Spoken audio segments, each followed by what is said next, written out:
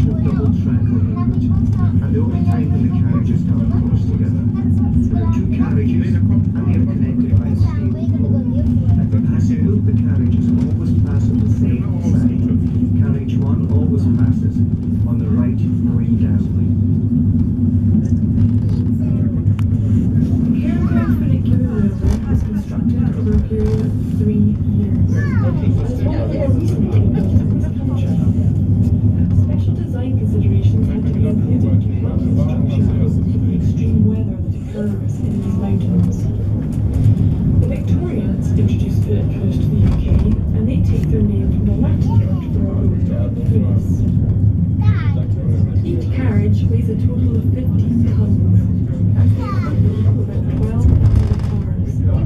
Trails, including the All Abilities Trail and the Lower Cass Loop, which leads up to the Corrie Cass Mountain Trail. These footpaths have been designed to allow visitors to discover the mountain in relative safety and in their own time. If you're very lucky, for these paths you can see more simple plants, animals and birds that